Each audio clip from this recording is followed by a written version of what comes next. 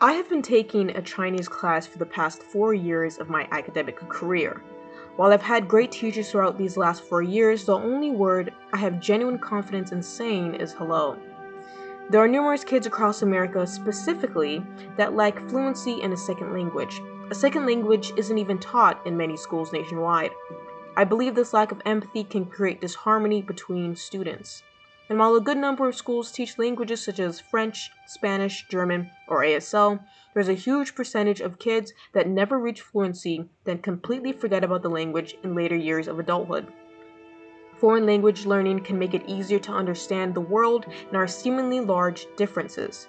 Many parts of the world are tormented through boundless periods of suffering and turmoil, and while these stories can be translated to spread awareness, the true magnitude of suffering is most times best heard through its own speech. Implementing language learning programs into the schools of our youth should be a requirement nationwide because it will allow for future generations to not only increase their skill set, but to broaden their horizons on a cultural level. The learning of new languages creates more culturally tolerant children and promotes the closing of bridges. When you study a new language, you're not just learning words through a different medium, you're also customizing yourself with new traditions and ways of thought more than likely different from your own. This leads to more inclusivity and counteracts xenophobia. Cody de la Starcy from The Atlantic eloquently frames it that multilinguals are more perceptive to their surroundings and better at focusing on important information. It's no surprise Sherlock Holmes was a skilled polyglot. Bilinguals acclimate to different environments faster than the average person. Additionally, there are many words in different languages that don't have a direct translation to English. Words contain emotions, and frequently in translation, the emotions attached to words are lost. The good thing about learning a new language is that you not only open your eyes to a new group of people where communication in the past would have been difficult, but there are quite a long list of cognitive benefits such as better memory, improved concentration, higher creativity, and of course, better communication. Learning a new language is like exercising your brain. Carly Spence, a researcher at Cambridge, says that people who are familiar with a second language have a more powerful short and long-term memory. These individuals have greater amounts of gray matter and white matter, which are necessary for the path of processing information. Learning a new skill works in tandem with better academic performance as well. This singular skill leads to a major improvements in many aspects of life. These reasons only sediment our need to change the curriculum and include more in-depth language learning.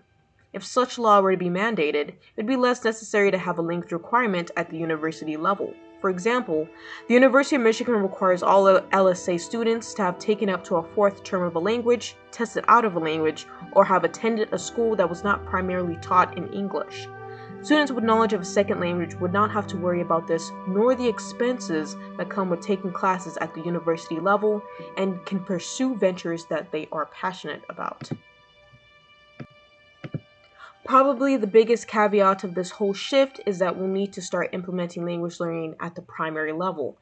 Young children are far better suited to learning new vernacular than adults, thus the need for administering programs at the elementary level.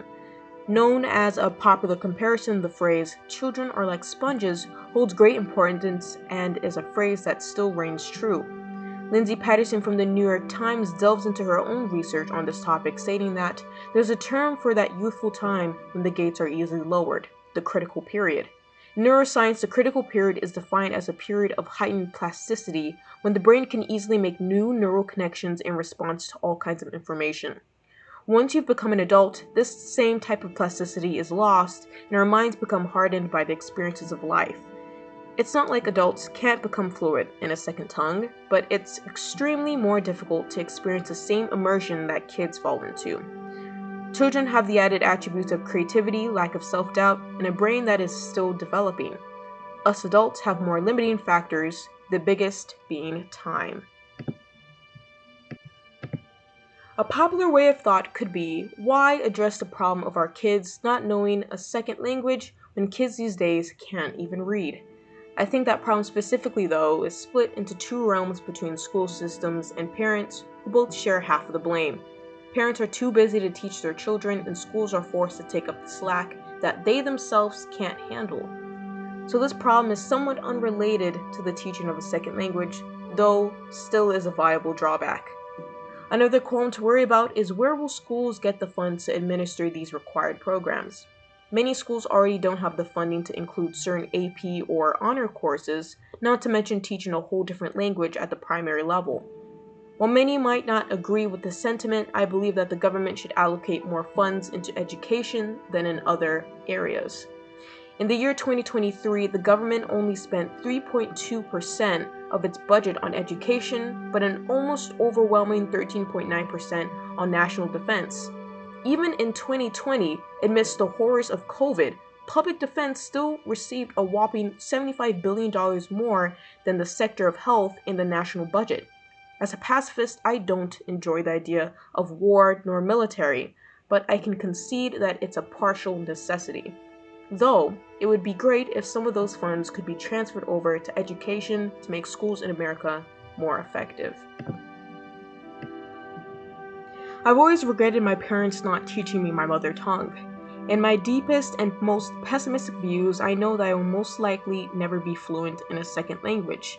But things could have been different, and it starts before the age of adolescence. It's important to lay a good foundation for the children of the future, and granting them the skills of language learning will give them the opportunity of empathy and understanding, which are two great attributes in the race towards a more peaceful society. While there are numerous problems that need to be fixed in our school systems, I believe knowing a second language early on would be a nice addition to our palettes of knowledge.